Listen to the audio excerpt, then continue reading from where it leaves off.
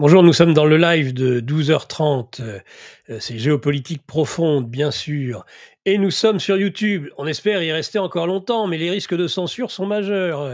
Les nains contre-attaquent. C'est pas l'Empire qui contre-attaque, là. Ce sont les nains qui contre-attaquent. Les nains de l'Union européenne, les Bretons, une ministre du numérique aussi, qui fait des lapsus ravageurs. Ce week-end sur une chaîne de télévision française. Elle veut interdire la liberté d'opinion, établir un ministère de la vérité. Elle confond fausse information et fausse opinion. Qu'est-ce que c'est, madame? On va parler d'elle, entre autres, qu'une fausse opinion. Il panique et on peut l'imaginer. Est-ce que demain, on pourra continuer à regarder les informations que, par exemple, Candace Owen diffuse sur X? Est-ce qu'on pourra savoir finalement, est-ce qu'on aurait même pu savoir si demain des lois européennes empêchaient, comme ce fut le cas par exemple avec Russia Today, avec un certain nombre de plateformes et de réseaux? Il y en a encore qui sautent actuellement sur Telegram. On rappelle qu'a été mis en résidence surveillée en France, vous voyez les méthodes un peu, le patron de Telegram pour le rendre plus accessible, je dirais, aux interrogations, aux collaborations qu'on lui impose. Ça, ce sont des méthodes. Alors, ces méthodes, ils font avec Telegram, ils auront plus de mal, je pense, avec Musk ou avec Zuckerberg, qui sont d'une autre acabit. En particulier Musk, avec son lien évidemment avec le 57e président des États-Unis d'Amérique. On rappelle, lundi prochain, eh bien, pour nous, ce sera tard dans la nuit de lundi à mardi, l'intronisation du président Donald Trump. Enfin, d'ici là, on se pose des questions sur la suite, sur l'avenir. On va évaluer la possibilité de censure, la capacité de censure de ces nains de l'Union européenne. Est-ce du bluff ou bien ont-ils réellement la possibilité d'agir pour nous empêcher d'avoir certaines informations? Donc, je vous parlais de Candace Owen, mais ce peut être aussi, eh bien, si demain on pouvait ne plus dire que l'AfD n'est qu'un horrible parti d'extrême droite, et ce serait le seul son de cloche. C'est un petit peu ce qu'aimerait l'Union européenne. Ne plus parler des gangs pakistanais et de la responsabilité pénale de Keir Starmer, le Premier ministre britannique. Voilà, si tout ça, eh bien demain, c'était terminé, on n'en parle plus. Pourquoi? Parce que, eh bien, ils ont des règlements, entre autres Breton, ancien commissaire européen. C'est pour ça d'ailleurs qu'il peut s'exprimer. L'actuel commissaire européen au numérique ne pipe mot. Évidemment, elle a d'autres responsabilités. D'ailleurs, on rappelle que Breton avait été rabroué par Madame van der Leyen lorsqu'il s'était agi déjà de montrer les muscles. C'est maintenant qu'il l'est probablement en service commandé, mais qu'il n'a plus rien à perdre, Breton, puisque sa parole n'engage plus qu'elle-même, qu'il se permet toutes les remarques. Quant à nos ministres, évidemment, ils ne représentent rien, et donc ils peuvent dire n'importe quoi, tout le monde s'en fout. Donc on va évaluer un petit peu ces risques dans cette émission d'une censure plus globale, en se disant que si ce n'est pas l'option la plus certaine, elle n'est totalement pas à négliger, à mon avis, néanmoins. 1984, c'est pas seulement un livre qui inverse 1948. Orwell et l'œil d'Orwell de la couverture de son livre, c'est pas fait pour les chiens. Et donc, il pourrait très bien y avoir demain un enfermement. Rappelons-nous quand même la crise sanitaire. En Europe, on a particulièrement morflé, même si c'est le monde entier qui a été touché par les confinements, par les mesures d'obligation, d'atteinte aux libertés.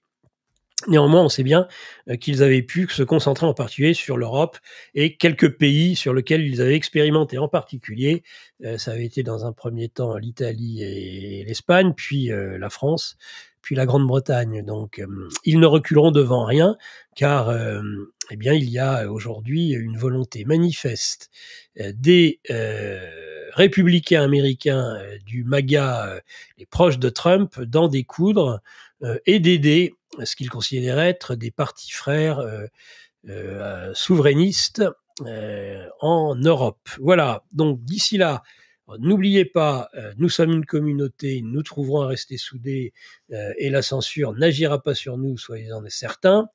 Ce qui nécessite aussi qu'on relaie absolument tous nos contenus, des pouces, des partages évidemment de ces émissions. Géopolitique profonde, nous en sommes au 20e. Adhérez, une semaine de gratuité, adhérez à notre communauté. Vous aurez la version papier numérique et accès ainsi à des formations sur la décentralisation financière. Et comme je n'ai pas encore déjeuné, je continue à boire du café avec mon mug GPTV. La boutique est ouverte de produits dérivés de GPTV. Faites-vous plaisir, n'hésitez pas. Alors, donc nous allons évoquer aujourd'hui ce risque de censure. Donc, le camp du bien veut faire interdire X et établir une sorte de ministère de la vérité.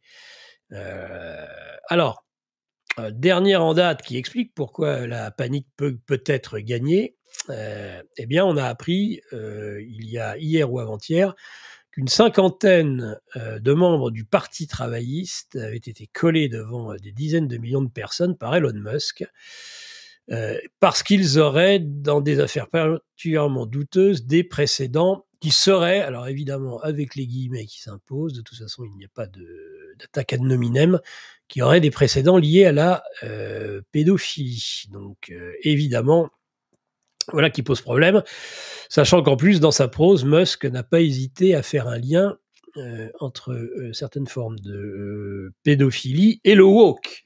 Donc là, il va loin. Évidemment, Musk, ce qui peut faire trembler sur leur base les derniers bastions finalement de ce woke. Nous n'en avons pas encore subi, nous, contrairement aux Américains en France par exemple, toutes les conséquences, ce qui ne saurait tarder si nous ne nous n'enquérons pas de pouvoir changer nos élites et nos dirigeants au plus vite, parce que eux n'hésiteront pas à nous imposer tout cela s'il n'y a pas de résistance de notre part. Donc, on rappelle de même que Zuckerberg, c'est par sorte de dévoilement, ou en tout cas, il a été touché par la grâce, il a subi une illumination, Zuckerberg, puisque, eh bien, il n'y a plus de fact-checker, en tout cas, il ne finance plus le fact-checking, par exemple, du journal Le Monde, de l'AFP, pour la France, mais d'autres organisations de fact-checking, évidemment, en Europe et dans le monde. Il met en avant les valeurs masculinistes et bien tout un tas de contenus qui étaient tout à fait inacceptables et qui auraient été immédiatement censurés ne le sont plus aujourd'hui. Exemple type, ce qui est surprenant d'ailleurs, puisque il n'est plus condamnable. Attention, c'est pas parce que c'est pas condamnable sur un réseau social ou que vous n'êtes pas immédiatement banni ou votre contenu invisibilisé que vous ne risquez pas des soucis. Par exemple, je lisais dans un magazine qu'elle n'était plus réprimandé sur Facebook le fait d'assimiler l'homosexualité à une maladie mentale. Attention, c'est pas parce que il est possible de le dire dans la communauté Facebook que vous ne pouvez pas subir les conséquences de vos écrits. Hein. Je vous mets en garde sur ce sujet. Il est évident que l'association, il y a eu plusieurs process. Il est vrai que jusque dans les années 70 à peu près, dans les catégorisations même de la psychiatrie, c'est Lacan qui l'a fait retirer, il y avait un lien qui était établi par les psychiatres, par la science de l'époque. Mais la science d'hier n'est pas la science d'aujourd'hui et n'est pas la science de demain. Malgré l'unanimisme à chaque fois, évidemment, où on nous explique, ça y est, on sait. La preuve que non, les choses évoluent. Donc, jusque dans les années 70, en effet, il y avait cette catégorie qui reliait l'homosexualité à une maladie mentale. Ce n'est plus le cas aujourd'hui. Et il y a un certain nombre de lois qui protègent et une cage aux phobes ou homophobes, où les homophobes croupissent. Il y a une somme actuellement. J'entendais une journaliste hier qui elle-même dépose énormément de plaintes à la 17e chambre. Il paraît que la 17e chambre actuellement est totalement engorgée. Donc ça n'arrive pas qu'aux autres, et vous pouvez vous retrouver rapidement traîné devant la 17e chambre. Vous en avez des professionnels qui disent « je suis encore une fois traîné à la 17e chambre ». Étrangement, ils sont toujours non seulement bien en liberté et n'ont jamais eu de problème. Cela, à mon avis, il faut s'en méfier un peu plus que les autres. Peut-être, il y a du troll même chez nous. Je l'ai subi pas plus tard que samedi dernier sur Radio Courtoisie. Mais je connais les coupables et je saurai m'en souvenir le jour venu. Donc voilà, vous avez cette fichue 17e chambre qui, elle, c'est une juridiction française liée à des lois françaises. Et et vous ne pourrez pas arguer devant la 17e chambre que vous n'avez pas été censuré sur Facebook, et que vous n'aurez pas été pour autant sanctionné. Donc attention à ne pas tout confondre. Les réseaux sociaux, c'est pareil, hein, il y a des choses que l'on ne peut pas dire, sur les réseaux, ou qu'on ne pouvait pas dire à une époque sur les réseaux sociaux. Bah, par exemple, sur la crise Covid, moi, sur les ondes hertziennes, je pouvais à peu près dire tout ce que je voulais. Sur la crise Covid, par contre, mes petits camarades qui étaient, sur, les réseaux, sociaux, sur YouTube en particulier, étaient très sévèrement, sanctionnés, les émissions, supprimées, invisibilisées. J'en ai subi les conséquences, avec, tiens, par exemple, je ne sais pas si ça fait encore frémir aujourd'hui, l'algorithme, hein. On s'interroge sur les algorithmes de X, tiens, on va en reparler, mais j'avais eu une fois le professeur Perron sur un média, et une demi-heure après la fin de notre interview, eh bien, la chaîne était strikée. Voilà, hop, terminé, plus de Perron. Alors que je pouvais l'interviewer sans aucun problème, et l'Arcom, qui était à l'époque le CSA, n'avait rien à redire sur le sujet, puisque normalement, eh bien, autant il y a des règles spécifiques sur les réseaux, autant auprès de l'Arcom, eh bien, normalement, ils sont censés juger à partir de la loi. Donc, vous n'allez pas contrevenir à une loi mémorielle, par exemple, sans en subir de lourdes conséquences au niveau national avec l'Arcom, et je dirais devant les tribunaux. Ce n'est pas nécessairement le cas à tous les échelons sur les réseaux sociaux, et il y aura à mon avis de plus en plus un écart, d'ailleurs faites attention à ça, entre ce qui sera toléré sur les réseaux sociaux, hein, qui viennent en général d'Amérique, où la liberté d'expression, on en parlait hier avec le premier amendement, est beaucoup mieux garantie, hein, que les atteintes de plus en plus importantes et de plus en plus inquiétantes en Europe et en France.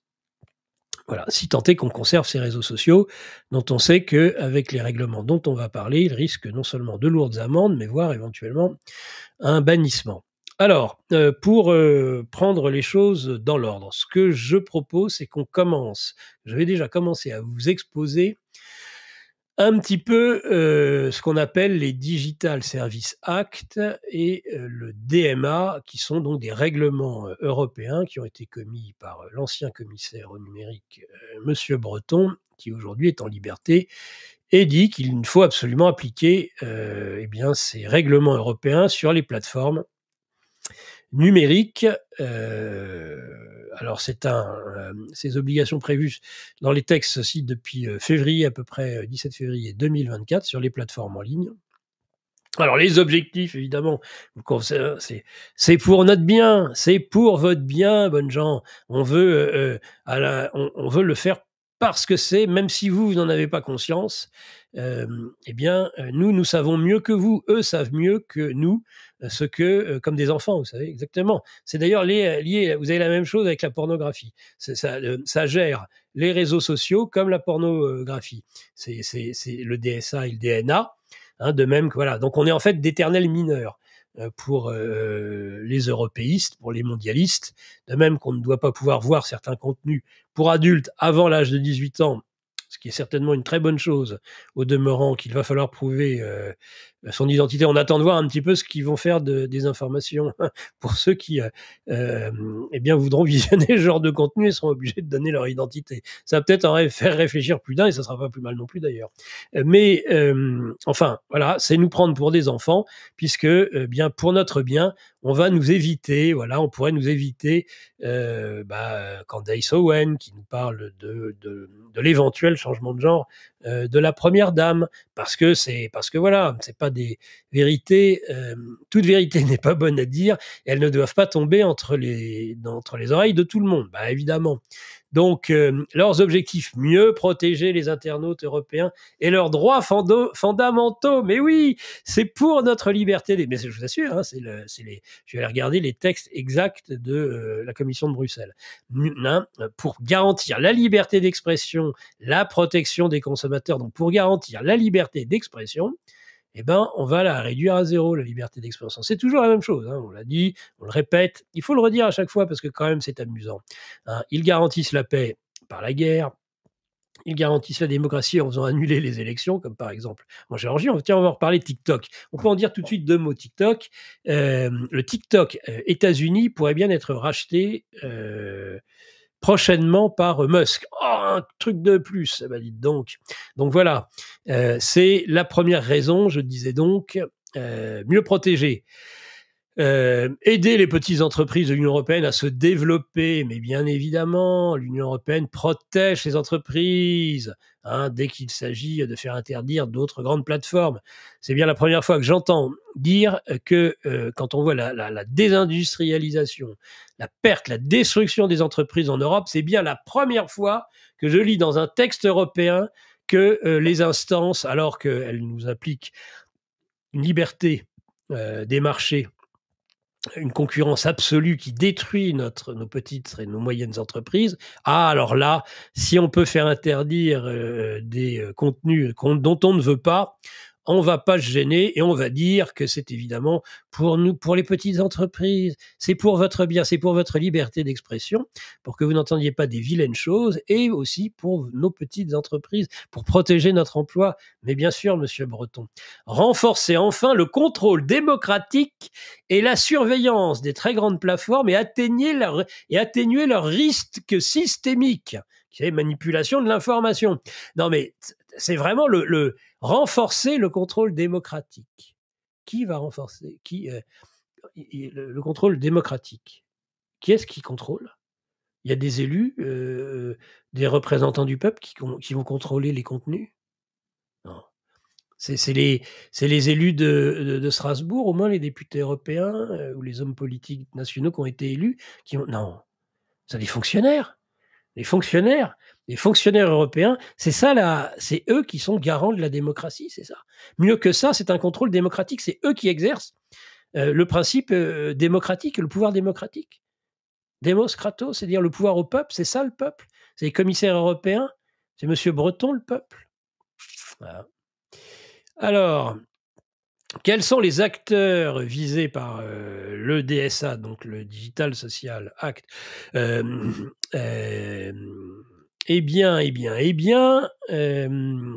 avez un certain nombre de fournisseurs d'accès, Internet, les services informatiques, les clouds, les plateformes en ligne et les très grandes plateformes en ligne et les très grands moteurs de recherche. Tiens, moteurs de recherche.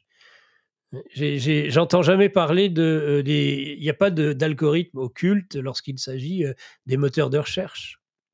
On n'en entend pas parler. C'est étrange, l'algorithme devient occulte lorsqu'il s'agit de X, c'est tout. Et peut-être demain de Facebook, c'est intéressant. Ce deux poids, deux mesures. Donc 19 grands acteurs en ligne ont déjà été identifiés, qui va d'AliExpress, Amazon, je vais vous les citer tous. Il y a Apple, App Store, Bing, Booking, Facebook, Google Maps, Google Play, Google Search, Google Shopping, Instagram, LinkedIn, Pinterest, Snapchat, TikTok, Wikipédia. Oh, bah tiens, ils sont vérifiés Wikipédia. On apprenait encore dernièrement que à peine la journaliste, le petit cafard, hein, la petite moucharde du Monde qui expliquait qu'il y avait à l'inhumation à la Trinité-sur-Mer de Jean-Marie Le Pen, à peine c'était en ligne que c'était déjà sur Wikipédia. J'ai fait une émission sur Wikipédia dernièrement qui montrait le côté totalement faussé, ignoble, qui vous suit, puisqu'en plus ça travaille ensuite avec les moteurs de recherche. Donc on va dire, tiens, Nicolas Stocker, c'est qui? Oh, mais quelle horreur! C'est encore pire que ce que je pensais. Non, j'ai pas de fiche Wikipédia, mais je devrais pas trop m'en vanter parce que vous savez, ils peuvent parfaitement nous en inventer du jour au lendemain, il n'y a aucun problème. X, hein, donc anciennement Twitter, ou YouTube et Zalando. Toutes ces entreprises doivent se conformer donc au DSA, Digital Service Act, depuis 2023. Alors, que change le DSA? Prévoit de nombreuses mesures graduées selon les acteurs en ligne en fonction de la nature de leur service et de leur taille. Donc, il y a une lutte contre ce qu'ils appellent les contenus illicites. Il doit y avoir la possibilité pour ces réseaux sociaux de pouvoir retirer ou bloquer rapidement des contenus illégaux. Vous voyez, il faut pouvoir contrôler rapidement les contenus illégaux. Et ils doivent le prouver, les différentes plateformes, par exemple, ce qui a conduit à la mort de Samuel Paty. Vous savez, des contenus illégaux qui sont restés pendant des semaines et des semaines, qui ont fait le tour de mosquées salafistes et qui ont abouti à la décapitation d'un professeur à Conflans-Sainte-Honorine. Les contenus illégaux, ils ont mis combien de temps à les fermer, avec les conséquences que ça a eu? Ils vont nous donner des leçons, on saura leur rappeler le jour venu, évidemment. Donc, transparence en ligne, donc ils doivent montrer les modérations, ils doivent expliquer comment ils font, quel est leur système justement de recommandation de contenu qui ne soit pas fondé sur du profilage, et le fonctionnement de l'algorithme qu'ils utilisent. Ah oui, le fameux algorithme occulte. Ça va, c'est bientôt sataniste. Bientôt, on va entendre Breton dire l'algorithme sataniste. Mais c'est nous les complotistes. Alors, c'est nous les complotistes, mais il y a quand même des complots, semble-t-il. Je ne sais pas, Monsieur Breton, quand vous dites qu'il y a un algorithme occulte sur X, c'est un complot? Vous êtes complotiste? Non, le Empire du Bien n'est pas complotiste, encore moins paranoïaque. D'ailleurs, on voit bien la psychiatrisation actuellement, parce que derrière le mot complotiste, eh bien, je rappelle qu'en Union soviétique, à une époque, les dissidents, on les envoyait dans les hôpitaux psychiatriques. Bon, bah là, on les tue socialement, en espérant que ça n'aille pas au-delà. Mais en tout cas, on les traite de dingue, parce que être traité de complotiste, c'est être traité, vous l'avez bien compris, de paranoïaque et de fou. Donc, à faire attention à ce qu'il n'y ait pas de publicité ciblant les mineurs. Donc là, on est déjà sur d'autres sujets.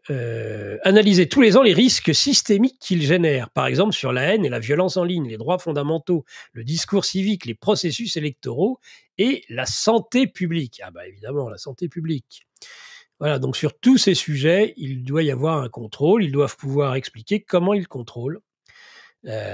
Alors, qu'est-ce qui se passe en cas d'inobservance de ces règles et donc de non-respect du DSA? Donc déjà, dans tous les pays de l'Union européenne, vous avez un coordinateur des services numériques, hein, le DSC, qui a autorité indépendante désignée par chaque État membre et qui est mis en place. Donc, en France, ce coordinateur national, nous le savons tous, il répond au doux nom d'Arcom. Voilà, donc ces 27 coordonnateurs des 27 États européens sont chargés de contrôler le respect du règlement DSA dans leur pays et de recevoir les plaintes à l'encontre des intermédiaires en ligne. Donc ils coopèrent au sein d'un comité européen des services numériques. Donc vous avez une belle petite usine à gaz, je vais vous passer les détails. Donc les deux grosses, les deux très grosses sanctions, c'est, en cas de non-respect du DSA, la première des grosses amendes qui peuvent aller, c'est ce qu'a rappelé d'ailleurs la ministre du numérique en France, dont on va parler tout de suite après, peuvent atteindre 6% du chiffre d'affaires mondial, de leur chiffre d'affaires. Vous imaginez 6% de Meta ou 6% de X, c'est vrai que ça fait de grosses amendes.